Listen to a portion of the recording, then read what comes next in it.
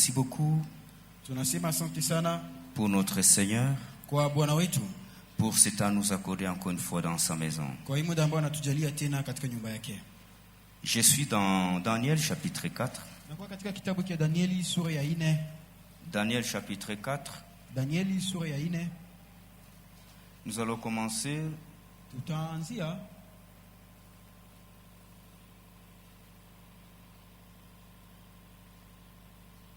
Daniel chapitre 4. Danieli sura ya 4.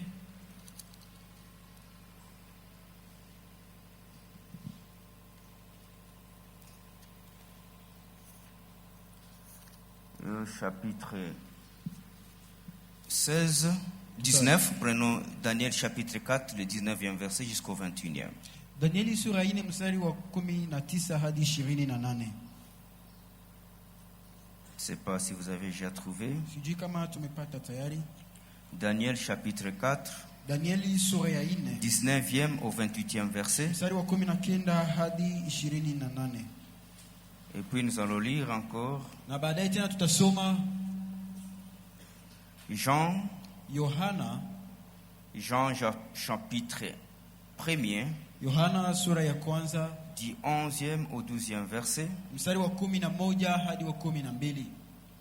Nous pouvons aussi lire Jean chapitre 3, le 16e verset. Na tena tunaweza soma Yohana sura ya 3 mstari wa Et nous allons 16. chuter avec Matthieu chapitre 8, du 8e au 16e verset. Tutamalizia kwa Mathayo 8 mstari wa 8 na kuendelea. Commençons d'abord avec Daniel chapitre 4, 19e au 28e verset. Hebu tuanzie kwa Danieli sura ya 4 18 hadi 20. Lisons au nom du Seigneur Jésus-Christ. Amen.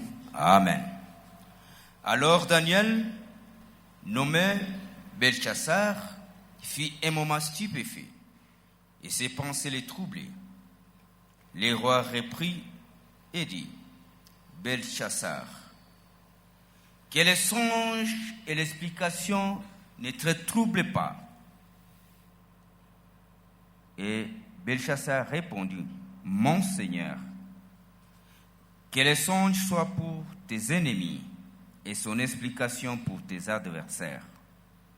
L'arbre que tu as vu, qui était devenu grand et fort, dont la cime s'élevait jusqu'au ciel et qu'on voyait de tous les points de la terre, cet arbre dont le feuillage était beau, les fruits abondants, qui portaient de la nourriture pour tous, sous lesquels s'abritaient les bêtes des champs, et parmi les branches duquel les oiseaux du ciel faisaient l'air des mers.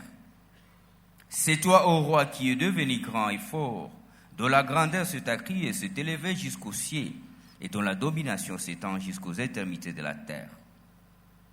Les rois a vu l'un de ceux qui veillent et qui sont saints descendre des cieux et dire, abattez l'arbre et détruisez-les, mais laissez en terre les troncs où se trouvent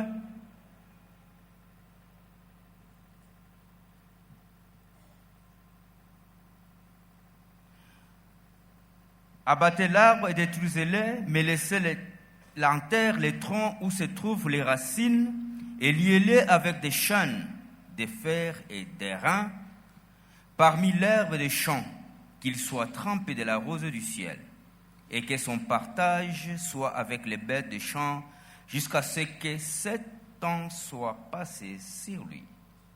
Voici l'explication au roi. Voici le décret du Très-Haut, qui s'accomplira sur mon Seigneur le roi.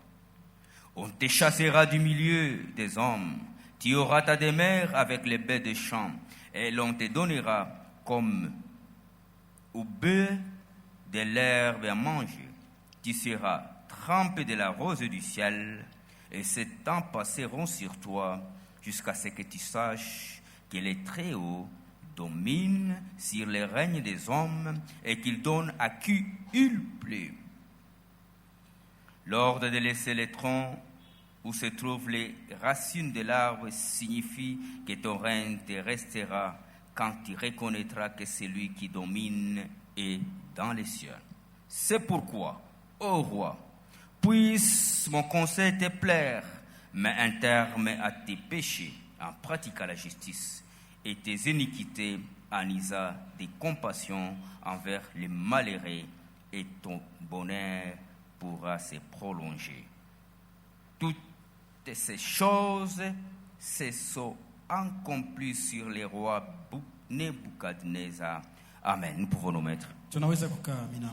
Amina. Nous bénissons grandement le Seigneur Tunambariki sana Bwana pour ce beau moment nous accorder dans sa maison. kwa ajili ya hii muda mzuri anatujalia katika nyumba Nous yake. encore une fois merci à l'Éternel Tunasema mara nyingine asante kwa pour Bwana votre présence dans la maison du Seigneur kwa ajili ya uwepo wenu katika nyumba ya Bwana et pour venir répondre à l'invitation de votre Créateur. na kwa kuja kujibu kwa aliko ya muumba wenu. Nous venons de terminer quelques lectures dans la Bible Tumeifanya hapo usomizi moja katika Biblia, et nous allons donner un peu notre thème basi tutaenda kutoa mada yetu pour notre sermon d'aujourd'hui. kwa ajili ya hotuba yetu ya siku ya leo. Et notre thème est intitulé comme suit: Mada yetu inapangiliwa kwa namna hii: la clé de la réussite dans le Seigneur. funguo ya kufaulu ndani ya Bwana. La clé de la réussite dans le Seigneur. Funguo ya kufaulu ndani ya Bwana. S'il faut définir les mots clé, Kama inabidi tupane maana hiyo neno funguo.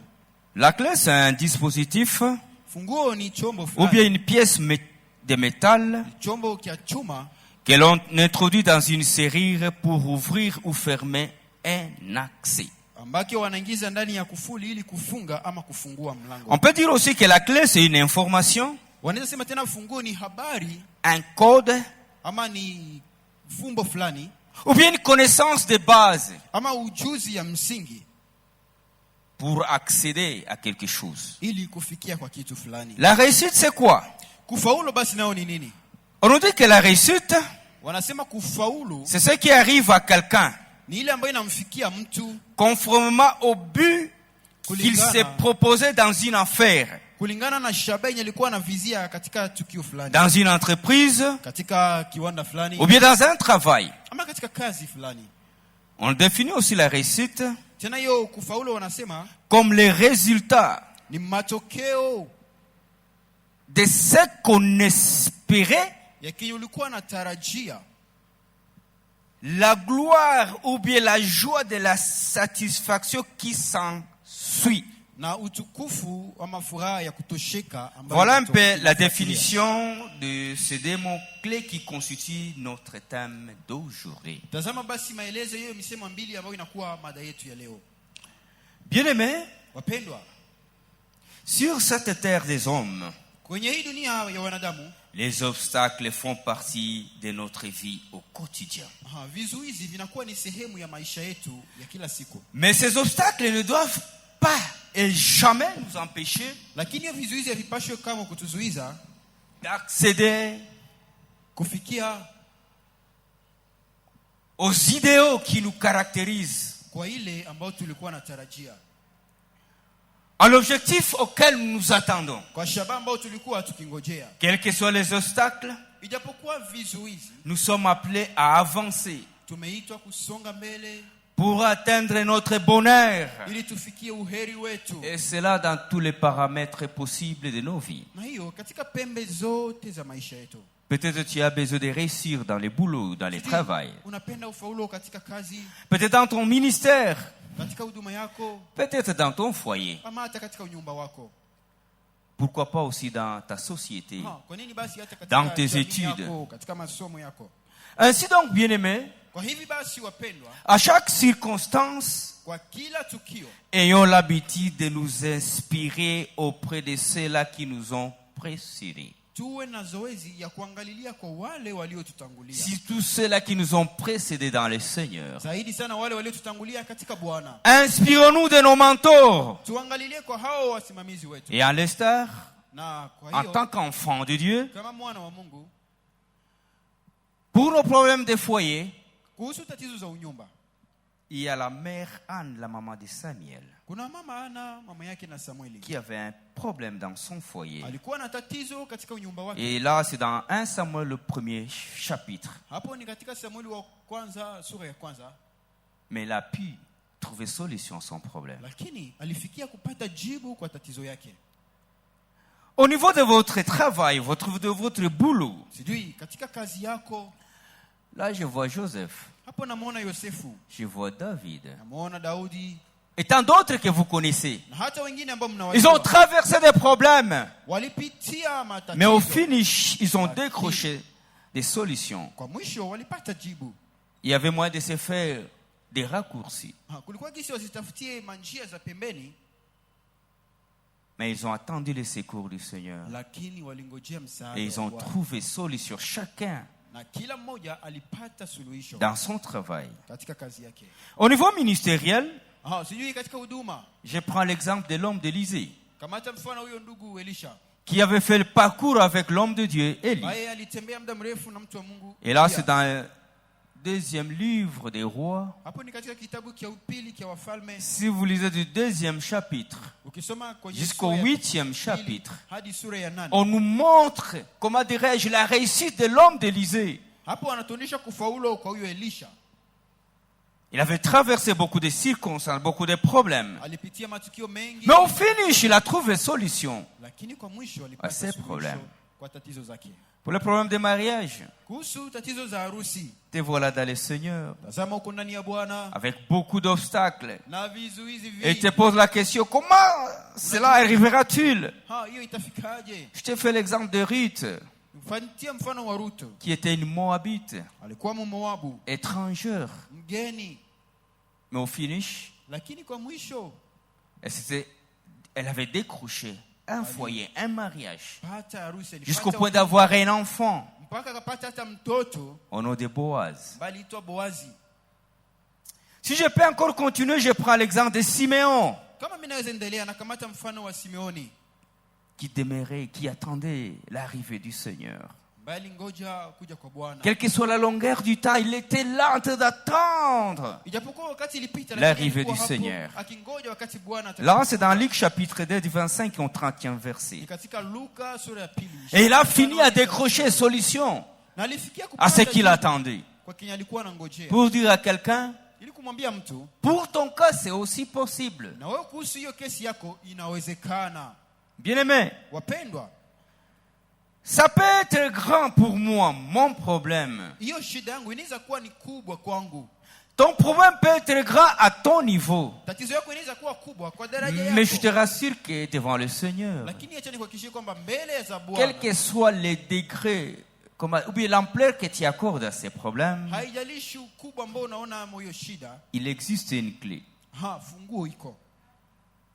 Il existe une clé. Funguo iko. Et cette clé se trouve dans le Seigneur. Na hiyo funguo inapatikana ndani ya Bwana. Et cette clé, je la définis comme la persévérance. Hiyo funguo naita kama hiyo kudumu. La solution à ton problème Jibu kwa shida yako est proportionnelle à ta persévérance. inakuwa sawasawa na kudumu kwako. Autant que tu persévéreras dans le Seigneur, Muda wote utadumu ndani ya Bwana. de la sorte tu verras la solution ou bien les solutionnements à ton Vivyo problème. hivyo utapata jibu kwa shida Parce yako. que c'est un Dieu qui est juste. Maana ni Mungu mwenye haki. Il est le maître des temps et des circonstances. Yeye ni Bwana wa nyakati na majira. Il ne sommeille jamais Halali et il ne kamwe, ment jamais. na hasemi uongo kamwe. La persévérance. Hiyo kudumu Voilà la clé ndio funguo qu'il me faudra, qu'il te faudra ambayo inanipasa na itakupasa pour aller déclencher, ili kuenda kufungua, pour aller, comment dirais-je, arracher kuenda kunyang'anya basi ce dont tu attends pour ta vie. ile ambayo unangojea kwa ajili Ta ya maisha yako. persévérance. Kudumu kwako. Alors s'il faut définir la persévérance, Basi hiyo kudumu ni nini? c'est une qualité Ni hali ou bien une action de celui qui persévère. ama ni tendo ya mtu mwenye anajua dumu. On nous dit que persévérer, Wanasema hiyo kudumu c'est persister. ni kubakilia kwa msimamo, Demeurer ferme et constant dans un sentiment, kubaki imara na msimamo katika dans hali une fulani, manière d'être, katika hali ya kuwa, dans une manière hali ya d'agir, kutenda, dans un processus de résolution d'un problème. ama katika mtindo wa kutatua. Voilà la suluhisho. définition de la persévérance. Hiyo ndio maelezo ya kudumu. Alors, bien-aimés, Basi wapendwa, quels sont les facteurs ni nini ndizo nukta qui vont me permettre de demeurer constant, persévérant pour accéder à la réussite du Seigneur dans ma vie et dans ta vie. ambazo zitanisaidia nibaki kwa msimamo, nibaki nikidumu ili nifikie kufaulu katika maisha yangu. J'ai énuméré quelques points. Hapo nimetaja nukta zimoja. Je ne sais pas si le temps va nous le permettre, Kama wakati itaturuhusu. mais permettez-moi de vous énumérer quelques 3 points que j'ai relevés, Acheni nitaje nukta 3 ambazo nimeweza kupata. qui vont permettre à quelqu'un Zenye zitamsaidia mtu de demeurer persévérant dans le Seigneur, abaki mwenye kudumu katika Bwana, pour que tôt ou tard, ili hata muda upite qu'il accède afikie à ce dont il a toujours rêvé. kwa ile yenye anakuwa akitarajia. Bien-aimé, Wapendwa, on peut avoir un problème dans sa vie unaweza kuwa na shida maisha yako et on peut se taper une solution. na unaweza hata kujipatia suluhisho, Mais il y a un bonheur lakini kunayo uheri lorsqu'on décroche la solution auprès du Seigneur. sasa unapata jibu toka kwa Bwana. Vous sentez que Nasikia ça ne dépend pas, ou bien ça ne dépendait pas des humains. hii haikutokana na wanadamu. Tu as décroché la solution. Umepata Ce suluhisho, n'est ni par tricherie, haikuwa hata kwa ni ujanja, par ruse, haiko kwa mais hila, c'est le ciel qui est descendu. lakini mbingu ndio ilishuka. Vous ne vous reprochez de Na rien. haujihukumu kwa lolote. Ça fait la joie. Hiyo inafurahisha kabisa. Mais il y a moyen, Lakini kuko gisi et il y a un problème. unaweza kuwa na shida, On se cherche un raccourci. unajitafutia kanjia kapembeni, Et les communs des mortels vont applaudir. kisha wanadamu Et wanashangilia, les gens qui vous entourent vont wale applaudir. wanaokuzunguka Mais watakushangilia. Dieu, lui, dans son royaume, Lakini Mungu yeye katika il mbingu sait que c'est un faux, c'est une fausse solution. hii ni jibu ya bongo. Mais quelle joie, Lakini furaha si gani moi et toi, kama mimi na wewe ce que nous pouvons prétendre comme solution, yenye tunaweza sema kwamba ni si jibu ça yetu, peut venir du Seigneur. kama kweli imetokea kwa On Bwana. a été persévérant, Ulidumu on a été kabisa. obéissant aux recommandations du Seigneur, et on arrive à décrocher la solution. Unafikia kupata suluhisho. Je vois cette maman Anne. Mtazamo huyo mama Ana. Est-ce pas Dieu qu'elle ignorait qu'il y avait des marabouts? Je, alikuwa anasema kwamba kunaweza kuwa wafumu huko? Et il y avait moyen d'aller à côté pour aller se donner solution à son problème. Wengine awaendee na apate jibu kwa shida yake. Mais pourquoi? Lakini kwa nini? Il a regardé seulement le Seigneur. Alimtazamia tu Bwana. Elle a évité problème avec sa rivale. Aliepuka shida na huyu mwenzake. Mais elle a compris que la vraie solution Alielewa kwamba me jibu viendra ya du kweli Seigneur. inatoka tu. Tel que nous sommes en cellier, réunis en cellier. Kama gisi tumekusanyika mahali hapa. Est-ce qu'avons-nous cette, comment dirais-je, cet engouement-là, Je ce tunakuwa désir na hiyo haja de n'avoir solution qu'auprès du ya Seigneur. kupata jibu yetu tu toka kwa Bwana.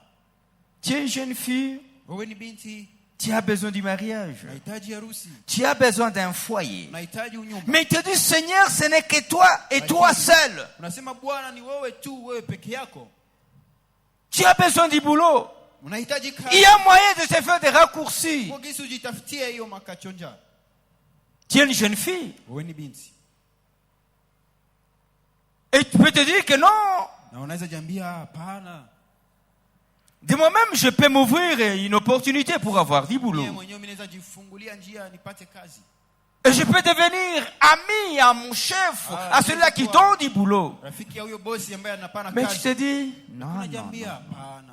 J'attendrai seulement Nitangojea tu la solution à mon problème auprès du suluhisho Seigneur. ya shida yangu Et toka. tu t'abstiens de toutes les antivaleurs Na possibles. unajizuiza na hizo mabaya yote. Voilà la solution Tazama suluhisho auquel doit attendre un enfant de Dieu. yenye mtoto wa Mungu anapashwa. Tu es une maman chez toi à la maison. Wewe ni mama kwako nyumbani. Tu as des problèmes. Umekuwa na matatizo. Et à chaque instant que tu peux partager avec quelqu'un, Na kila wakati unaweza hata kuizungumza na mwingine. ça donne de la chair de poule Inamletea woga kabisa. à ceux-là qui t'écoutent. Wale wanao. Mais il te dit, Seigneur, Lakini unasema Bwana, quelle que soit l'ampleur et la gravité de mon problème, hajalishi ukubwa na uzito wa shida yangu, j'attends na ngoja et j'attendrai na nitangojea les tu secours du Seigneur en msaada wa silence. Bwana. Il y a des amis l'entourage qui disent non, tu peux faire ça et ça. Kuna marafiki wale wanakuzunguka wanaweza kuambia unaweza fanya hivi. Tu peux utiliser telle stratégie. Unaweza tumikisha hii mbinu. Et ton mari sera soumis. Na mume wako atanyenyekea. Mais il te dit non, loin de là. Unasema hapana. Tu as besoin de l'argent. Unahitaji upate pesa. Et comprends bien aimé que lorsqu'on n'a pas l'argent, Leo kama wakati hauna pesa, on est un peu léger. mtu unakuwa ka leja tu. On n'a pas la considération dans la famille. Hauna heshima ndani. On n'a pas la considération dans la société. Katika jamii, Dans la watu famille. katika jamaa. Tu peux mettre un avis, Unaweza pana hata mais on peut ou n'est pas parce qu'on sait que bon, lakini wanaweza kamata kama kisha unaacha juu wanajua il n'a pas 10 kilos. hana basi kitu. Mais il te dit, quel que soit, comment dirais-je, ces rejets, tous ces rejets-là, je vais attendre la solution du Seigneur. Nitangojea suluhisho ya Bwana. Bien-aimé, Wapendwa, ceux-là qui côtoient les séjours des morts, wale wanaoendea ulimwengu wa ce giza sont des humains comme toi, ni ce sont des humains kama comme wewe, moi. ni wanadamu kama mimi. S'ils ont comment embrassé la voie de ce séjour des morts, Lakini kama wamekubali hiyo njia ya giza, ils ont oublié qu'il y a la persévérance. njoo wamesahau kwamba kunapaswa kuwa kudumu. Ils ont oublié qu'il faut avoir confiance en Dieu. Wamesahau kwamba inabidi kuwa na tumaini kwa Mungu. Et je vais te dire une chose. Na nitakwambia kitu moja, Tant que tu fréquenteras l'église, muda wote utakuwa ukiingia tant kanisa. que tu diras que j'entends les secours du Seigneur, Adam mtajambia ninangojea. mais tu n'as pas confiance en lui, Lakini na haumtumainie, il est temps de rebrousser chemin. ni wakati wa kurudi nyuma.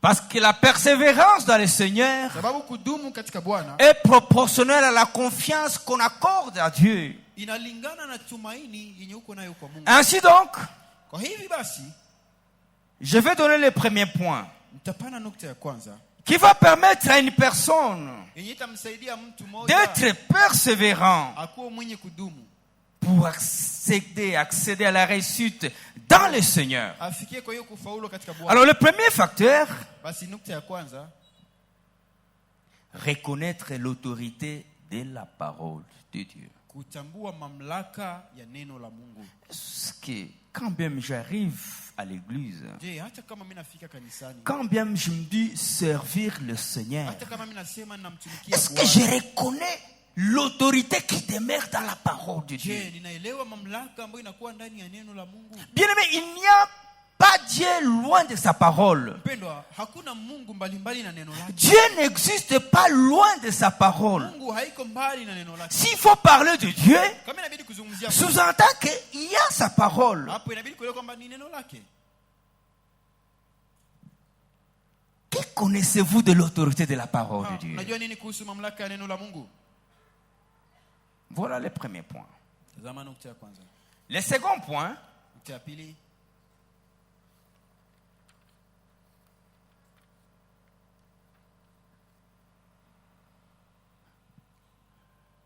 le second point qui va vous permettre de demeurer persévérant, nukta ya pili yenye itakusaidia ubaki mwenye kudumu c'est lorsque vous serez capable de vaincre votre père ni wakati utakuwa na uwezo wa kushinda uoga yako et votre entourage là, na hiyo mazingira yako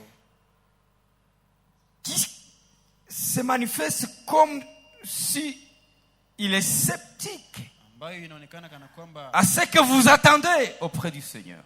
haiambatana kile kinangojea toka kwa Bwana. La peur, Uoga c'est le plus grand ennemi de l'homme. ndiye adui kubwa wa mwanadamu Pour dissoudre la foi que vous pouvez avoir envers votre Dieu. kwa ajili ya kuweza kuyeyusha imani ambayo unaweza kuwa. La peur, c'est l'ennemi qui va étouffer l'autorité de la parole de Dieu dans votre vie. Uoga ni adui ambaye atapunguza nguvu na mamlaka ya neno la Mungu maisha yako. L'entourage qui est toxique à ce qui est de Dieu, Hiyo mazingira yako yenye ça haiambatani na yenye détruit ya Mungu, l'autorité de la parole de Dieu dans votre vie. inaharibu, inapoteza mamlaka ya neno la Mungu mu maisha yako. Voilà le deuxième point, vaincre la Hiyo peur ndio nukta ya pili, et kushinda l'entourage uoga. qui se comporte comme du toxique Na hiyo mazingira ambayo inajionyesha kwamba haiambatani de ce qui est de Dieu. na vile ambavyo ni vya Mungu. Alors le troisième point, je pense que ça, le temps va nous le permettre. Na nukta ya tatu nadhani wakati tatuendelea, Avec qui tu fais marche dans ta vie. pamoja na nani unafanya safari Et yako. cela dans les deux aspects de la vie. Na hiyo ni katika sekta zote Dans mbili ta za vie maisha. spirituelle, Maisha yako ya dans kiroho ta vie physique. na maisha yako ya kimwili. Avec qui tu fais marche? Wewe unatembea na nani? À qui accordes-tu plus d'importance dans ta vie? Ni nani unampatia sana thamani mu maisha yako? Avec qui tu partages tes affaires? Wewe unafanya mambo yako na nani? Avec qui tu demandes orientation dans ta vie? Ni kwa nani unaombaka mwelekezo mu maisha yako? Bien-aimés, Wapendwa, nos fréquentations aussi affectent nos spirituels. pale ambapo tunatembelea inakuwa na matokeo kwa kiroho yetu. C'est pas si tu as déjà été, c'est pas observateur. Sijui kama umeshatazama vizuri, Lorsque tu fais une fréquentation avec telle personne, wakati unazoeana na mtu fulani, les choses qui semblaient réussir, vitu venye vilikuwa vinaonekana kwamba vinafaulu, les choses qui semblaient être promettantes, vitu venye vilionekana kwamba vinatumaini commencent à kabisa, faner. vinaanza kauka. Et peut-être tu es en train de respecter ton temps de prière, Na pengine hata uko unaheshimu muda wako wa maombi, ton temps d'aller même à l'église. hata muda wako kwenda kanisani, Mais suite à une fréquentation, lakini tu kutokana na kuzoea les choses commencent à faner. vitu vinaanza kuharibika. L'autorité de la parole de Dieu. Mamlaka ya neno la Mungu. Et là, nous prenons Jean chapitre 1er, le 12e verset. Hapo tunakamata Yohana sura. Qu'est-ce que la Bible nous dit? 10. Biblia inasema, À tous ceux qui ont reçu la parole de Dieu, kwa wale wote waliopokea neno la à Mungu, ceux-là qui croient à cette parole, wale ambao wanaamini hilo neno, cette parole hilo neno a donné le pouvoir de devenir enfant de Dieu. liwapatia mamlaka ya kufanyika wana wa Mungu. Je veux dire quoi? Nataka niseme nini? L'autorité de la parole de Dieu Mamlaka ya neno la se Mungu manifeste d'abord inaonekana kwanza lorsqu'on accepte la parole de Dieu. wakati unakubali hilo neno, On fait confiance à cette parole. unalitumainia hilo neno.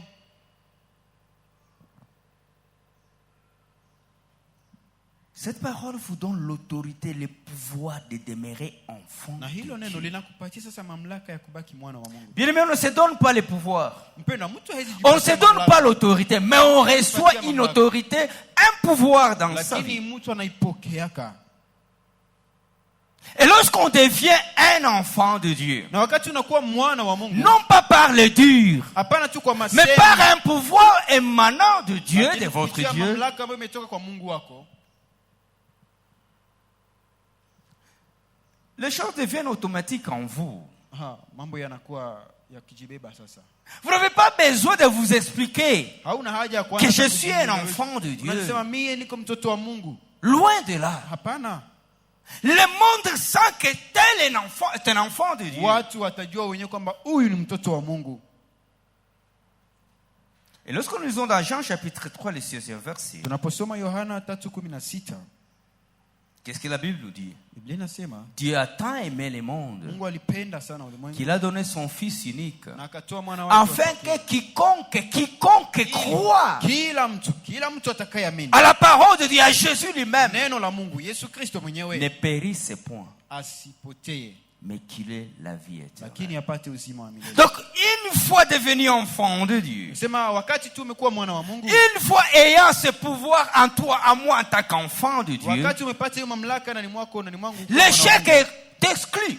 basi kushindwa inatoweka, Mais la réussite lakini se kufaulu trouve sur votre passage. ndio inakuja kwenye njia yako. Et le premier point de cette réussite, Na ya kwanza hiyo d'abord, c'est kufaulu la vie ni éternelle. uzima wa milele. Dans le Seigneur, on ne peut pas s'attendre à une réussite Katika Bwana hawezi jingojea kwa kufaulu si, en kama, premier lieu, l'objectif, l'idéal, ce n'est pas la vie éternelle. kama kwa mwanzo shaba yako haiko uzima wa milele.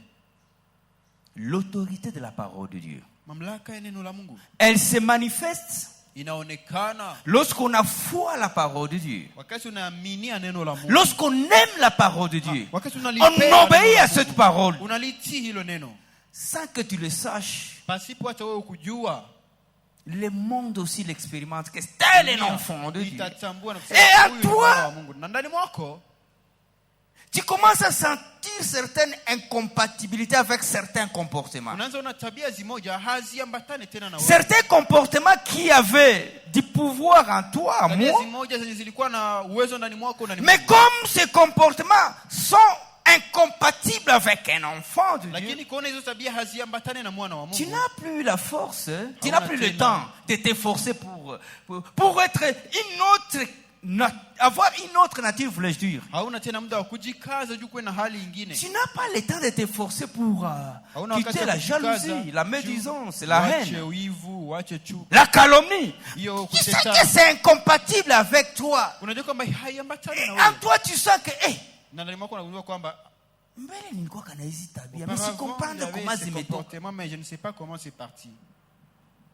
C'est le travail de cette puissance, de cette autorité que tu as reçue de la part de la parole de Dieu, auprès de la parole de Ya Dieu. hiyo mamlaka yenye ulipata toka neno. Et ça vous, comment dire, ça vous fait débarrasser de toutes les antivaleurs.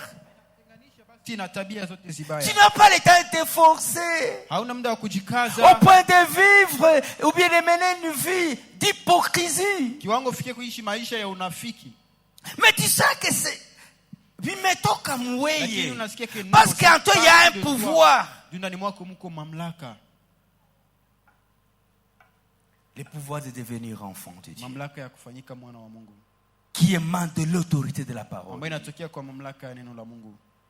Alors lorsqu'on est enfant de Dieu, Hasa wakati umekuwa mwana wa Mungu, c'est à ce moment-là qu'on commence à expérimenter, pale nyoso unaanza ishi. qu'on commence à donner des injonctions. Je unaanza toa amri. Parce qu'on est un enfant, Je umekuwa mtoto. un enfant de Dieu. Mtoto wa Mungu. On parle Unasema et toutes les créatures comprennent que na viumbe vyote inaelewa kwamba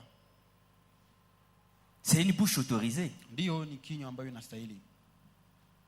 Ce n'est pas pour le cas des enfants d'Eskéva. Haiko kama kwa hao wana wasikewa. Mais la nature, c'est que c'est un enfant de Dieu. Lakini hata na mazingira inaelewa kwamba ni mtoto wa Mungu. Sa bouche est autorisée de dire Aha. ça.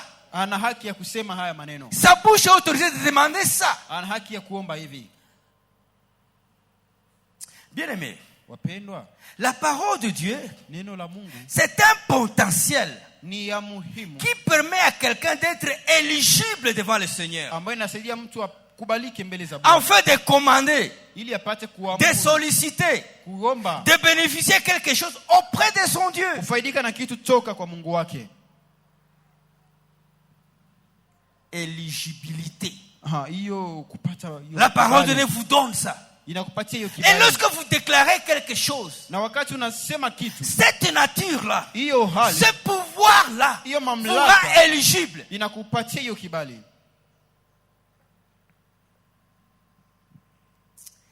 Et Dieu a toujours utilisé sa parole Na Mungu anakuwa mwenye kutumikisha neno lake pour investir dans son enfant cette autorité. ili kutia ndani ya mwana wake hiyo Vous mamlaka. dites quelque chose, on sent que Unasema kitu unasikia kwamba on doit obéir. ni sharti watii.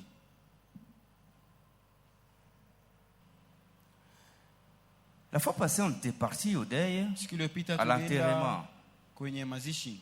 Arrivé quelque part chez Kanyaruchina, Tulipofika huko il y Kanyaruchinya, avait une barrière. kulikuwa hapo kifungo Il y fulani. a 3-4 gares qui nous ont bloqué passage. Kuna wandugu kama waine hapa. Il y avait une vingtaine de véhicules, trentaine de véhicules là. Kulikuwa zaidi ya magari 20 hivi.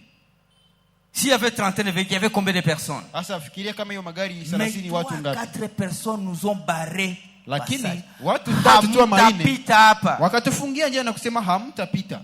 Bien aimé. Wapendwa, Il y avait moyen kulikuwa gisi d'aller prendre les 4 personnes, ukamate tu hao watu waine de les ligoter, de les kuwafunga jeter. na kuwatupa Mais mbali. comme ils avaient reçu une autorité, Lakini kuna walipata ils mamlaka. avaient ce pouvoir-là de vous dire, monsieur, vous Walikuwa n'allez na pas mamlaka passer ya ici. kusema hamtapita hapa. On était là. Tulikuwa hapo. Toute une marmaille de gens. Umati kubwa ya watu. On s'était soumis. Na tukanyenyekea. Pourquoi? Kwa nini? D'abord, ils avaient Aha. reçu l'autorité, les Walipata pouvoirs. kwanza hiyo uwezo. On les hiyo avait mamlaka. légué un pouvoir. Waliwapatia mamlaka fulani. C'était la la sorte pour ce centenier. Na ilikuwa vivyo hivyo kwa huyo akida. Lorsqu'il a reçu le pouvoir auprès de César, Alipopata hiyo mamlaka toka kwa c'est ce qu'il Kaisari. a ordonné. Il a ordonné, les choses se faisaient de la sorte. Ni hivyo alikuwa anaamuru na vitu vinafanyika vivyo hivyo. Bien-aimés, Wapendwa, avons-nous reçu un pouvoir auprès de notre Dieu? je tulipata mamlaka toka kwa Mungu wetu? Tel que tu es là, tel que je suis là. Gisi uko hapa, gisi Est-ce qu'avons-nous un pouvoir, une autorité je tuna hiyo émanant de notre mamlaka Dieu? ambayo imetoka kwa Mungu wetu, Nous instituons comme ces enfants. ikitusimamisha kama watoto Et wake. lorsque nous pouvons pleurnicher, crier auprès de notre Na wakati papa, tunaweza kumlilia baba yetu, crier au nom de notre papa, kulia kwa jina la baba yetu, qu'on ressente les retombées na de ce que nous sommes en train tusikie de demander. matokeo ya kile kenye tuko naomba. As-tu déjà vu une maman Mweshawahi kumuona mama qui, elle est loin de son enfant? ambaye iko mbali ya mtoto wake, C'est question qu'elle écoute les cris de son enfant. lakini nataka tu asikie sauti ya mtoto wake. Et son enfant est en train de pleurer, en train de demander Mtoto wake secours. iko nalia akiomba msaada. Si c'est une vraie maman, Kama tu ni mama yake wa à part la kweli, maman bata, pas une maman irresponsable, la maman va abandonner d'abord tout ce qui est ataacha préoccupation. vyote venye alikuwa anafanya Elle va d'abord se préoccuper de son na enfant. atajihusisha kwanza na Le mtoto pourquoi wake. du cri de mon enfant. Atasema kwa nini mtoto wangu Parce analia. que la maman reconnaît que cet enfant, c'est pour lui. Huyo mama anaelewa kwamba huyu ni mtoto wangu. Bien-aimé, pose-toi Wapendwa, la question. jiulize basi, Est-ce que le fait de dire que Dieu est notre Père, c'est verbal ou Je. bien c'est réel? kusema Mungu ni baba yetu ni kweli ama tu inakuwa maneno? Bien-aimé, Mpendwa, j'ai essayé de lire les règlements de raccordement pour les réseaux électriques de Sokodé. nimejaribu kusoma hiyo vipengele kwa ajili mtu aweze kujiorodhesha kwa hiyo mtandao ya umeme ya Vous savez, Sokoto. Najua vous pouvez avoir la ligne basse station unaweza kuwa na qui hiyo arrive chez vous à la maison. umeme ndogo ambayo inafika kwako nyumbani, Mais si lakini dans votre compteur, kama katika hiyo kontere yako il n'y a pas d'unité, il n'y a pas de l'argent, hamna pesa ambayo tu n'as umelipa, pas approvisionné ton compteur, kama haujalipa basi pesa zako, tu seras dans le noir. utakuwa mgiza, Et pourtant l'énergie se trouve là, ijapokuwa umeme tunakuwa hapo juu sur ces câbles-là, kwenye hiyo singa, jusque même mpaka hata au mur de votre maison. kwenye Mais ukuta wa comme nyumba yako, dans lakini votre compteur il n'y a rien, juu tu hauyalipa pesa zako, vous avez fait fi à ce que le compteur vous disait. ulizarau ile nyamba, ile chombo ilikuwa na kuonyesha. Avant il y avait 5 kilowattheures. Juzi hapo ulikuwa sijui na Hier c'est devenu 1 kilowattheure. kesho kabakilia moja. Avant-hier c'est devenu 0,5. Tena siku ya kufuata Jusqu'au kabakilia point ça commence nusu à ya clignoter, moja. clignoter, Mpaka inaanza clignoter. Tu fais fi. kupupa. Gra, utalala mugiza. Tu vas passer nuit dans le ténèbre. Et pourtant l'énergie est là. Ijapokuwa umeme iko tu pale pembeni. C'est de la sorte de la vie spirituelle. Ni vivyo hivyo katika maisha ya kiroho. Est-ce que Je, nous sommes des enfants de Dieu? tuko watoto wa Mungu. Avons-nous reçu l'autorité en tant qu'enfants de Je, Dieu? tumepokea mamlaka ya Pour kuwa que watoto wa tu Mungu cries. ili Non, ulalamike Mungu a fait semblant. et que Dieu fasse semblant. Le centenier a dit à Jésus, Huyo akida akamwambia Yesu, Seigneur, Bwana, ne te fais pas de la peine. wewe usijisumbue. Toi, tu es un enfant de Wewe Dieu. uko mwana wa Mungu. Tu as le pouvoir de dire à ton père. Unaweza kuambia baba yako. Tu as le pouvoir d'ordonner à cette maladie Una qui agace uwezo mon wa serviteur. kuagiza hiyo magonjwa ambayo Et inamsumbua comme mtumishi cette wako. maladie reconnaît que tu es l'enfant Na de sababu hiyo Dieu, magonjwa inatambua kwamba wewe ni et mwana wa comme tout Mungu. est spirituel, Kuona gisi yote tu inakuwa n'as pas ya besoin kiroho. d'aller te présenter devant mon serviteur. Hauna hata haja ya kwenda tu kusimama mbele ya mtumishi wangu. Et voilà. Oh. Lorsque Jésus l'a écouté, Wakati Yesu alimsikia, akasema ugrana il koma a dit non, kabisa. cet homme a de la maturité Et spirituelle. Jésus a fait une déclaration. Na Yesu tu akakiri hapo Et voilà, neno. comme c'était vrai, au même Ona jinsi ilikuwa instant, kweli. le serviteur a été guéri. Hapo huyo mtumishi akapona. Oui, cette autorité, ce Aha. pouvoir en toi. Hiyo et en moi. uwezo iko wapi ndani mwako, ndani mwangu? Est-ce que j'ai le pouvoir de commander, d'ordonner? Je, nina hiyo mamlaka ya kuamuru.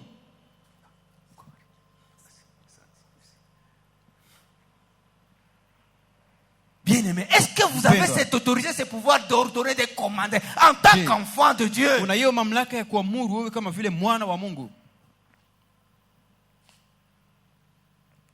Jésus l'a fait. Yesu aliifanya. Et les choses se sont passées comme Na telles. vitu vikapitika Les vivyo sentinelles, hivyo. son serviteur était guéri à Huyo l'instant même. mtumishi wa akida akapona hapo hapo. Où est l'autorité de la parole de Dieu dans nos vies? Wapi mamlaka ya neno la Mungu ndani ya maisha yetu wapendwa? Je continue. Naendelea. Je suis dans Daniel chapitre 4. Niko katika Danieli sura ya 19e au 28e verset. mstari wa 10. On nous parle de la vision de l'arbre. Wanatuzungumzia hiyo maono ya mtu. Ça c'est Nebuchadnezzar. Hapo alikuwa ni Nebukadneza. Bien aimé. Mpendwa. Tu sais, Unajua? tu peux être chez toi. Unaweza kuwa kwako, Tes enfants t'appellent papa. watoto wako wanakuitaka papa. Ton épouse t'appelle Mke wako anakuita c'est pas sijui quoi. sheria ama nini. Tout ce que tu connais. Yote yenye unajua pale. Ton mari tu peux t'appeler maman, bon, c'est pas. Ama sijui mume wako C'est pas anakuita baby, c'est mama, pas quoi, anakuita moi, je sais baby, sijui. Au-delà de ça, Lakini zaidi ya ile, ça ne vient pas en vain. habiku yake Il y a un kule. soubassement. Kunakuwa Il msingi. y a une autorité que tu as reçue Kuna mamlaka ambayo qui fait que ulipokea. tes enfants Dieu se n'a dit rappellent kwamba que tu es leur père. watoto wako wakumbuke kwamba unakuwa baba yao. Que ta femme se rappelle que c'est mon mari. Mke wake akumbuke kwamba huyu ni mume wangu. Et que non, ton mari se rappelle que c'est ma Na mume femme. wako akumbuke kwamba huyu ni mke wangu.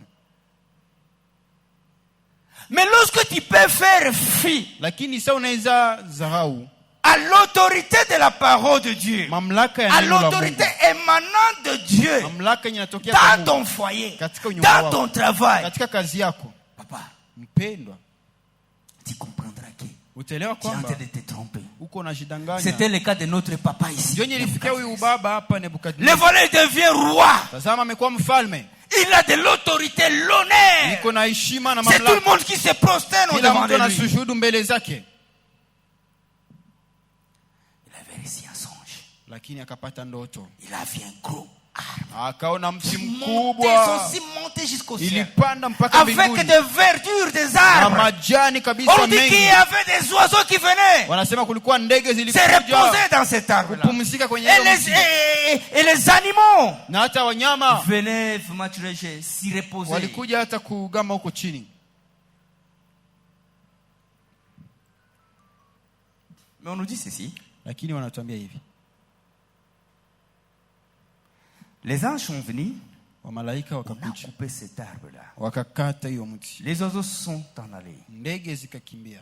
Tous ceux qui trouvaient refuge a pris Zote la fuite. ambazo zilikuwa nakimbilia hapo zikakimbia. Mais Daniel a donné l'interprétation. Na Danieli akapana sasa maelezo. Il a dit au roi, Akamwambia mfalme, tout ce que tu as reçu, ile yote nilipokea. ce n'est pas par le fait que non, Haiko tu es kusema, venu d'une famille quelconque, ni juu, tu as eu telles études, ulitokea tu as katika telle jamaa compétence. hii. C'est de l'Éternel que tu as reçu. Lakini yote yenye uko nayo ni kwa Bwana ndio Ainsi donc, ulipata.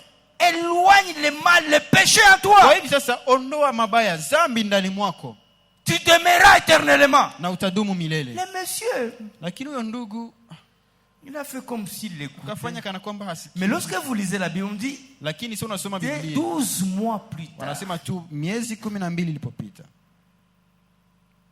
au niveau de l'étage de sa maison, Kwa alipokuwa il huko commence à nyumba se yake. dire, moi, Nebuchadnezzar. Akaanza sema mimi N'est-ce pas moi Nebukadneza. qui ai fait ça? Si Et, mimi ça. ndiye nimefanya hivi Et na hivi. comme en lui avait du mal, Waona gisi ndani mwake mlikuwa il y avait dhambi moyen de mbaya. le dire, signe d'humilité devant le Kwa Seigneur. gisi aiseme hata kama kwa alama ya unyenyekevu mbele za Mungu. Je te remercie, Seigneur. Ah Bwana, mimi nakushukuru. Je viens de la Mimi poussière. natoka kwenye mavumbi.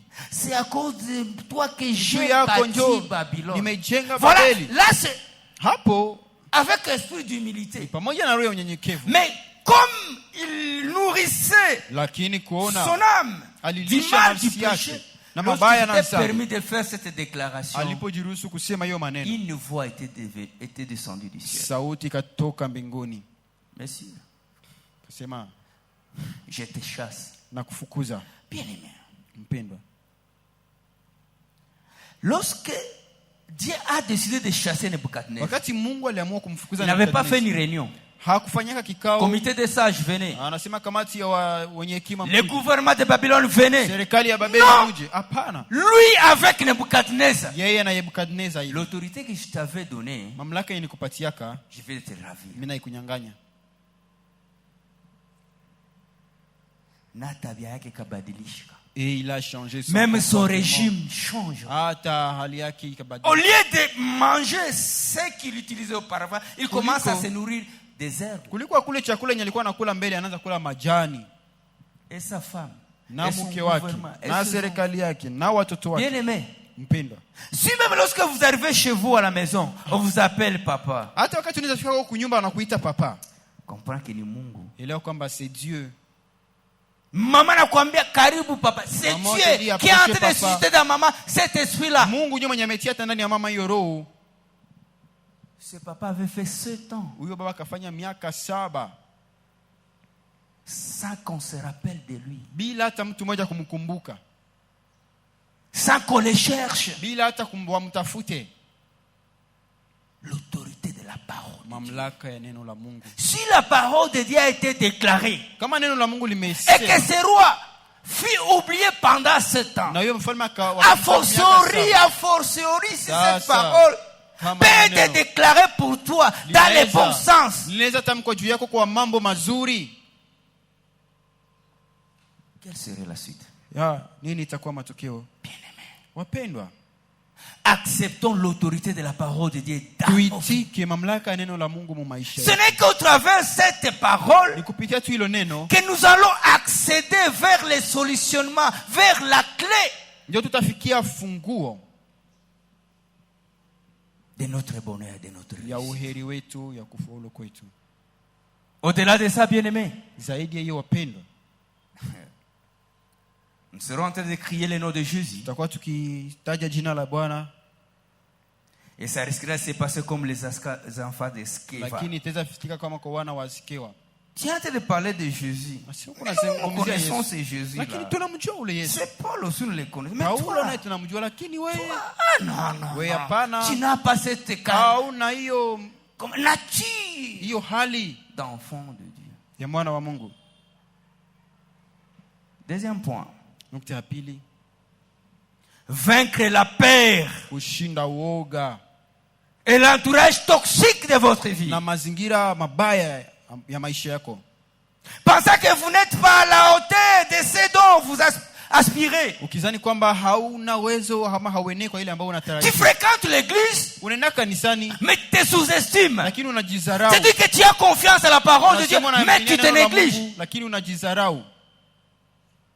Bien-aimé, Mpendwa, on peut fréquenter l'église, unaweza ingia kanisani mais lorsqu'on n'a pas confiance en soi, lakini sasa que haujiamini Dieu vous aime, ya kwamba Mungu que Dieu anakupenda, médite un plan de bonheur pour votre kwamba vie, Mungu anatafakari mpango wa rako wa vous maisha, êtes en train de vous ruiner vous-même. uko na Vous n'avez pas confiance en vous-même. haujiaminie. Bien-aimé, Mpendo. si Dieu a confiance en vous, Kama Mungu si anakupenda, Dieu a confiance en vous, Comment pourquoi on- voulez-vous sous-estimer? kwa nini nataka ujizarau? Et là, je vois Gédéon. Namuona Gideoni. Dans Juge chapitre 6, le 12e verset au 16e. Waamuzi 6 mstari wa L'Éternel 12. vient auprès de Gédéon. Bwana anakuja kwa Gideoni, Vaillant héros. anasema wewe shujaa. Ah! Oh. Gédéon, mie vaillant Ndio héros. anasema moi ici. Uko mawazo vie. Apparemment vous vous trompez. Moi Gédéon, tel que Mimi tu me Gideoni vois, kisi unaniona hapo. ma famille est la plus pauvre ici à Manasseh. Jamaa yangu ndio maskini Et kubwa moi dans ma katika famille, Manase. je suis là, le plus petit, le Kisha plus tena, petit de tout. Na mimi mjamaa yangu mmoja tena wa kidogo wa mwisho juu ya Vain la katikati ya peur. wote. Shinda woga. Tu es une fille. Tu aspires au fiançailles. Uko Tu aspires au binti, mariage. unatarajia Mais wakati harusi. unajonaka mukio. Mais quand tu te regardes dans le Mungu miroir, alimbaka na mimi akusema distrait. apparemment le Seigneur était distrait. Alikuwa quand il anambia le créait. mingi. Apparemment il était trop pris. Est-ce que comme moyen faire retouche? Est-ce qu'il y a moyen qu'il puisse faire? Pensez-vous que vous allez atteindre la clé de votre Wewe unawaza problème? utafikia Vous funguo. vous estimez vous-même. Unajizarau. Unajona mukio. Tu te regardes dans le miroir. Mais son avala. Bien aimé. Grand avala pas. Ça on a va. D'abord, il fallait agir estimer Il au a fallu bien d'abord pour que la s'estimer mine bien, ah grand pour que l'autre vala te dise, bien. tu es bien Mais la habillé. vala pas tout. Mais Pour tu la toko t'habilles. kunyuma hangaika kisha na mine mine comme grand.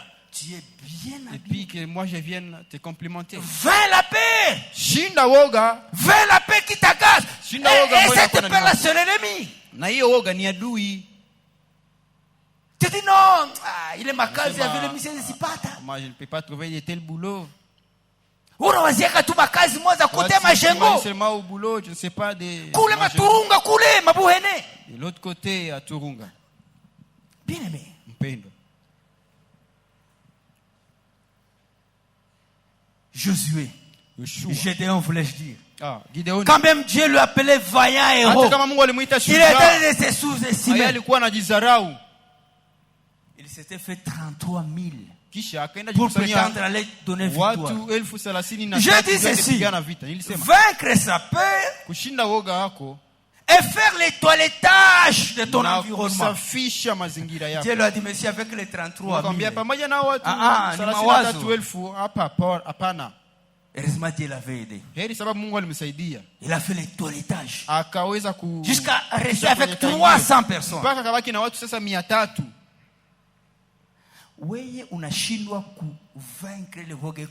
Toi, tu ne parviens pas à vaincre la peur. Mais tu veux, oh Mungu, munaniachilia, haukunasikia maombi yangu, niko nakulomba kazi, mais haushishibu. Et pourtant, toi, tu te sous-estimes. Japokuwa mwenyewe unajidharau.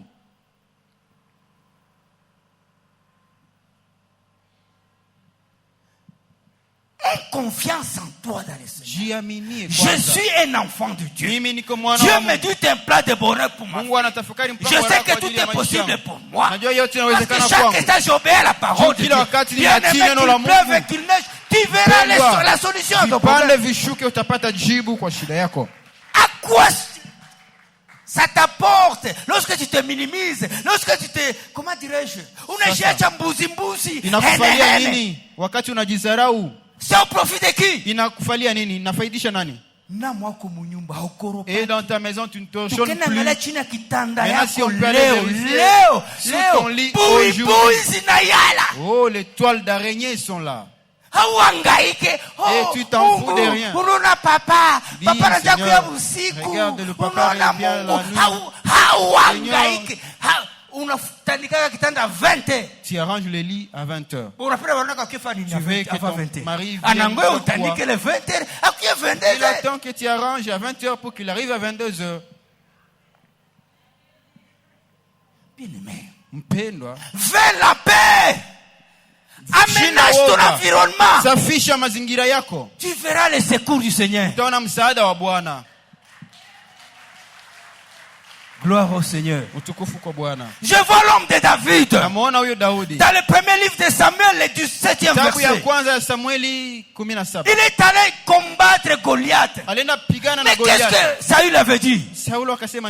Tu es encore un petit enfant. Rentre chez toi. Bien aimé, fais la paix. Et loin de toi de mauvais propos. N'est-ce pas? C'est toi qui connais ce que Dieu t'a dit.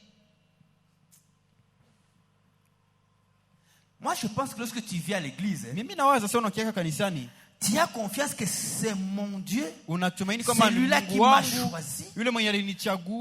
C'est bien lui que je vais aller écouter. Et lorsque tu écoutes la parole de Dieu, tu n'as pas l'état de t'attendre seulement lakini. Wewe bien. Tu ne peux pas manquer le mari. Mais Mungu aliniambia kama moi, ndapata mtoto. Mungu aliniambia kama ndapata kazi. Mungu aliniambia sitakufaka maskini. Sinatafuta kuna mbona bavie yangu habajulikane kama ndapata kazi mguvernora. Est-ce que gouverneur ananijua? Mbona mimi sijui sema ta français bien. Je ne sais pas bien parler français. Qu'est-ce que la parole t'a dit? Neno la Mungu lilikwambia nini? C'est toi, roi, qui est en train de dire ça. Mais respect les rois. Mais je connais la parole que Dieu a déclarée sur ma vie. Je ne mourrai pas devant cette escroquerie. Ainsi donc David a affronté Goliath. Pourquoi tu donnes confiance au dire des gens? Est-ce qu'ils connaissent ce que Dieu t'avait promis?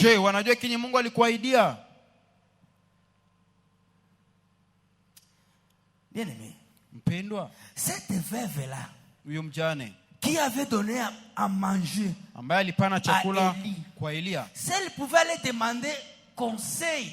Kama lingelenda uliza shauri kwa jamaa yake, angemwambia, on pouvait la dire, wanataka kufukuza mabele wa nyumba. On va te chasser dans ce foyer. Ile nyumba wanataka kukimbiza. Et on va te chasser dans cette maison.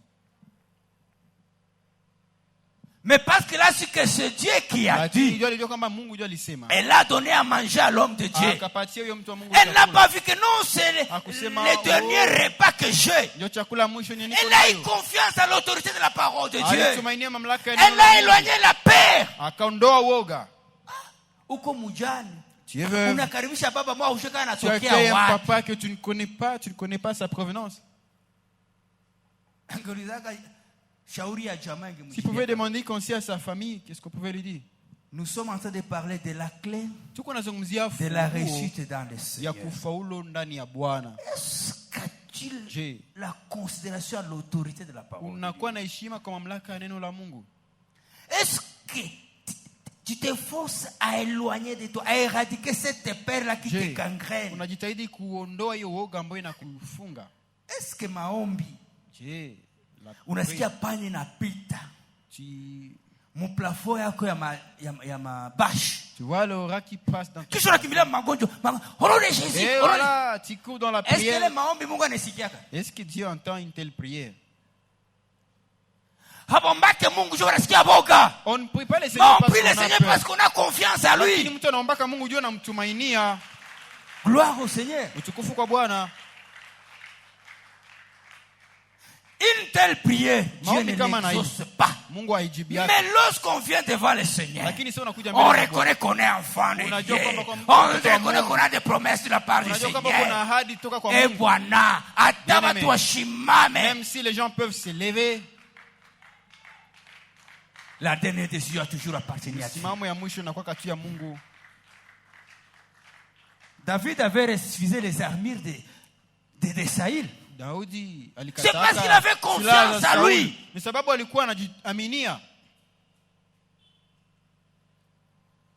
Ses frères étaient là. Il pouvait aller demander conseil à ses grands frères. Il a dit que ça,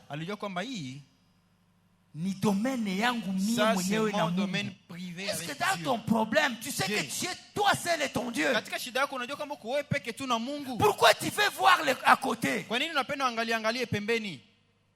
Pourquoi lorsque Dieu t'avait parlé hakuitaka wale wenye uko naangalia? Il t'avait parlé toi seul. Mais pour la réalisation tu veux demander. Unawaza que Mungu ataaccomplir tena.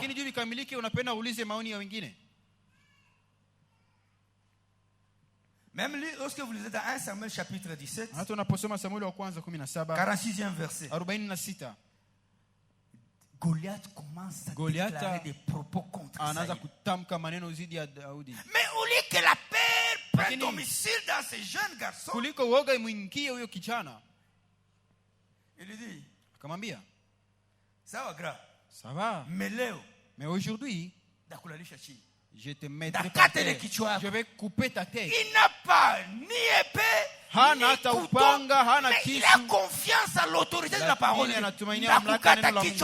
vais te décapiter, Goliath. La clé de la réussite dans le Seigneur ne dépend pas de ce que tu as. Ne dépend de ce que tu es. Applaudissons pour la gloire du Seigneur. Notre réussite ne dépend pas de ce que nous avons. Mais de ce que nous avons.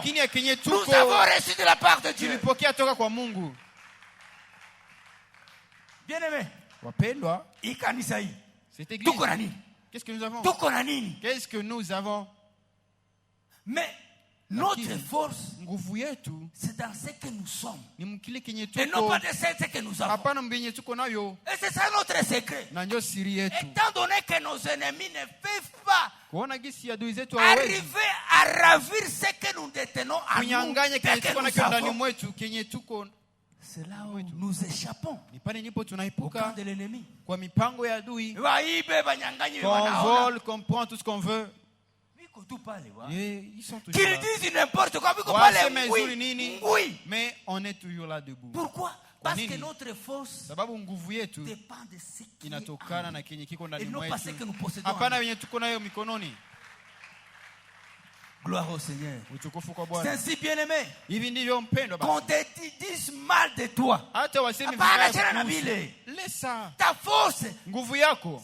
C'est en fonction de ce que Dieu a mis en toi. Inatokana na kenye Mungu aliweka ndani mwako. Dieu a mis en toi, les gens ne voient pas ça. Na kenye Mungu alitia ndani mwako watu Ils se préoccupent du visible. Wanajihusisha tu na vyenye vinaonekana. Dieu n'est pas dans le visible. Japokuwa Mungu haiko vile vya Dieu est dans ce qui est spirituel pour toi. Mungu anakuwa mkile kenye ni kiasi kwako. Goliath pensait que comme David n'a rien, Goliath alizana sababu Daudi hana kitu. Nitamwangusha. Mais là oubliez que dans David il y avait un Dieu. Lakini alisahau kwamba tout grand, tout puissant. Le lion de la tribu de Juda. Mwenye nguvu, simba wa kabila la Yuda. Et David, Goliath n'a pas su quand et comment il était tombé par terre. Hakujua namna gani alianguka chini. Si où est venu l'épée pour le décapiter. Kwa nini unaogopa? L'épée que David avait utilisée, ulitoka wapi? Upanga yenye Daudi alitumikisha, c'est venu d'où? Mais ule alikuwa anachunga muyeye. Mais c'est lui qui le gardait en lui. C'est lui qui a donné le pouvoir même d'avoir l'épée. Bon. Terminons. Tumalize basi. Troisième point. Nukta ya tatu. Avec qui tu fais marche dans ta vie. Unatembeaka na nani mu maisha yako? Voilà le dernier. Ndio nukta ya mwisho. Bien aimé. Même si tu peux être spirituel à quel niveau? Tu ne veilles pas kama haukeshe à tes fréquentations. Sijui wapi unatembelea. Si tu ne veilles pas à tes amitiés, kama haukeshe urafiki wako, tu verras les retombées négatives. Utaonaka tu matokeo mabaya mu maisha yako ya kiroho. Pose-toi la question, je fais marche avec qui? Jiulize, natembeaka na nani? À qui je donne plus d'importance dans ma vie? Napatiaka thamani kubwa katika maisha yangu. Tu relèveras les défis. Na hapo utanyama. Je te fais un exemple même deux. Acha nikupatie mfano mmoja ama mbili. Daudi choisi oint par le Seigneur. Amechaguliwa na kupakwa na Bwana. Lorsqu'il a trouvé des problèmes, sasa alikutana matatizo, il était parti chez Achimelech. Lui aussi était un homme de Dieu. Mais avec Achimelech, lorsque Saïl avait su que David s'était réfugié chez Achimelech, là c'est dans 1 Samuel chapitre 22, vous commencez au 12e, vous descendez. Saïl est venu, il a tué 86 prophètes. Tous ceux qui étaient dans cette ville-là, vieillards jusqu'aux petites enfants, même avec qui tu fais marche dans ta vie. S'il était un homme de Dieu, il était un homme de Dieu. Deuxième exemple, toujours dans cette course-là, en train de fuir les rois, il est allé chez Samuel.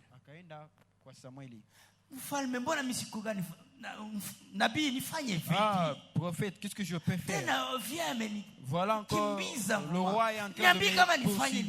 Qu'est-ce que je dois faire? N'est-ce pas toi qui l'as ouin comme roi? Le même comportement. Saïl a su que David a fui. Sauli alijua kwamba il est allé se réfugier auprès de Daudi ameenda kimbilia kwa Samueli. Il a envoyé des gens pour aller capturer waende kumshika Daudi. Mais pourquoi on n'a pas capturé? Lakini kwa nini hawakumshika Daudi? À chaque instant qu'il est arrivé auprès de David, wale watu walikuwa nafika huko, au lieu de le capturer, kuliko wamshike, ils ont commencé à prophétiser. Wakaanza tabiri. Vous voyez un peu l'influence de la fréquentation. Tous étaient des hommes de Dieu. Mais auprès d'Achimelech, il y a une mort d'homme. Mais auprès de Samuel, et même le roi est venu. Moi-même, j'y vais y aller. Lorsqu'il était arrivé là-bas, il n'a pas su quand et comment il a commencé. Fréquentation yako. Ta fréquentation. Ma soeur, mon frère. Unasema ushapata rafiki. Tu dis que tu as déjà un depuis que ushapata le rafiki. Et depuis que tu as cet ami, comment est devenu ton spirituel? Est-ce que ton spirituel avance? Ou tu es devenu comme un ballon qui perd de l'air? C'était gros. Mais c'est devenu un petit boule. Depuis l'anza tembelea kule. La fréquentation. s'affecte nos vies au point de ne pas atteindre la clé pour la réussite de nos vies. Mama depuis ulishazoana na mtu fulani. Papa depuis ulishazoana na mtu. Bunyumba yako buko aye. Comment est devenu ton foyer? Kiro yako imekuwa vipi? Comment est devenu ton spirituel? Est-ce que les attachements ku Mungu ingali? Est-ce que tu continues à avoir cet attachement à Dieu? Est-ce que les valeurs chrétiennes continuent à avoir la place dans ta vie? Vous savez, si tout quelqu'un passait une nuit sans se laver les pieds, ne te moque pas de lui. Tout quelqu'un s'est réveillé même sans rincer sa bouche, ne te moque pas de lui. C'est qu'il y a quelque part de la fréquenté. Et si tu regardes pas ta sagesse, les mêmes causes produisent les mêmes effets. Tu n'as jamais vu quelqu'un porter deux chaussettes de différentes couleurs. Il ne faut pas te moquer de la personne. Il y a ce qu'il a vu, il y a là où il a fréquenté. Tire les sons. Pas ta somme, rapport. Tout la maman ne s'en fout pas de ses enfants. Elle, on lui donne la ratio. La première chose, il faut d'abord se payer des histoires. Et comme c'est l'État, on n'a plus besoin d'aller à la charcuterie, même au quartier, il y en a à amener. Michito, 5. Saucisson. Ma saucisson, 5. Quand elle va manger, elle se dit maintenant, le reste. Quand tu vois quelqu'un, ne te moque pas de la personne. Il y a là où il a fréquenté. Produisent les mêmes effets. Veillons sur nos fréquentations. Quelle est ta fréquentation? Quelle est la mienne? C'est limité par là. 3 points. Pour permettre à quelqu'un de devenir et de demeurer persévérant. L'autorité de la parole de Dieu. Reconnaître l'autorité de la parole de Dieu. Se soumettre à la parole de Dieu. Pour qu'en vous qui est cette autorité,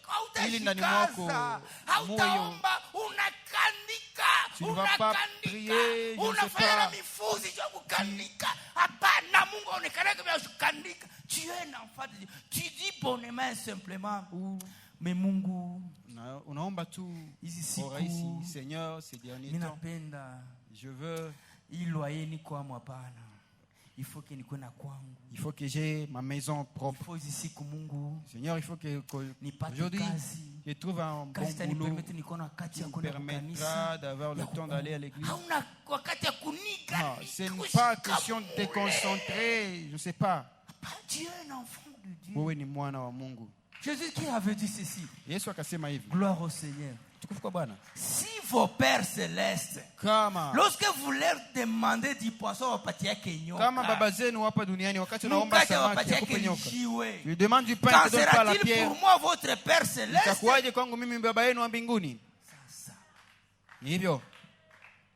La question est celle-ci. Suis-je enfant de Dieu? Es-tu enfant de Dieu? Bien-aimé, si nous sommes enfants de Dieu, allons parler avec notre Dieu. Et voyons s'il n'est pas fidèle. Dernier point. Le deuxième point. Vaincre la peur. Et éloignez-vous de l'entourage qui est toxique à ce que Troisième point. Nos fréquentations. Il y a un mondain là, un chanteur qui disait ceci.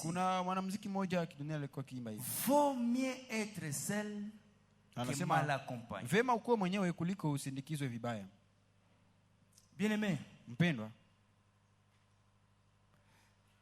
active votre intimité avec votre Père spirituel.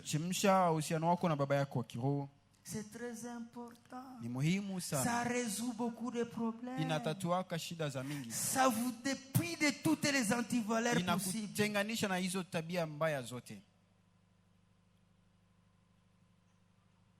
Tu lui envoies même un texto. Tu vas trouver ton ça a un impact dans votre vie spirituelle. Il y a quoi dans ma WhatsApp, c'est pas.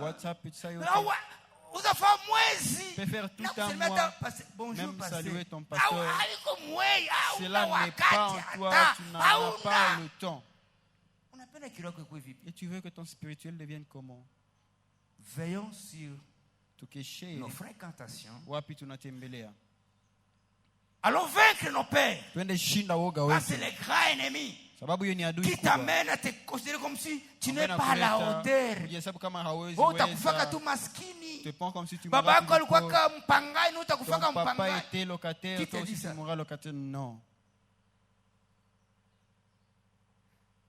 Baba yangu na mama yangu wakufanyaka ndo walimurendereshaka mimi. Na mimi tu watanirendereshaka tu. Hata niko mwimbaji mkorali, mimi watanirendereshaka tu. Je passerai par la fenêtre. Qu'est-ce que tu attends? Alors vas-y. Mais je pense que si tu es venu dans le Seigneur, c'est parce que tu as confiance que Dieu, c'est un effaceur de tableaux. Kama mama kwa lirenderaka, kama baba kwa lirendereshaka, mais wewe hautarendereshaka, hautarenderaka. Utafanya karusi. Toi tu feras le mariage. Hapana tena harusi ya deni. Pas un mariage avec dette. Dote ya deni. D'autres par crédit, des habits par crédit même, et même une maison louée avec des dettes toujours. Mais je pense que si tu viens dans le Seigneur, kama umekuja kwa Bwana, tu as confiance en ton Dieu. Unatumainia Mungu wako. Tout ce que les autres ont échoué. Toi, tu es en train d'aller corriger. Je te donne l'espoir, nakupatia tumaini kwa vizazi vinavyokuja. Papa, quand tu es dans le Seigneur, arrange-toi, sois bien avec le Seigneur. Et pour que ta famille voie que c'est dans le Seigneur où il y a la solution. Jean Pipi, ici qu'on nous salue pour que les autres commencent à t'appeler. Tu dis, mon papa me demande encore de l'argent. La maman dit, ces derniers temps, tu ne viens plus nous saluer. Des semaines, un mois, 6 mois.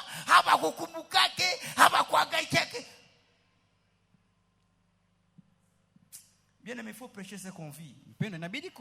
C'est ça la chance que vous avez. Nous ne sommes pas là pour vous prêcher des versets bibliques. Mais nous vous prêchons aussi des réalités vécues. Ulikuwa mbuzi. Tout le monde s'est moqué de toi. Mais dans le Seigneur, chacun veut avoir ton numéro, chacun veut t'appeler. Et tu dis non, celui-ci, il veut que j'aille le saluer. Pourquoi? Parce que tu as la clé. Que Dieu nous bénisse. Bwana tubariki. Et qui bénisse sa parole. Na bariki neno lake. Karibu mtu wa Mungu.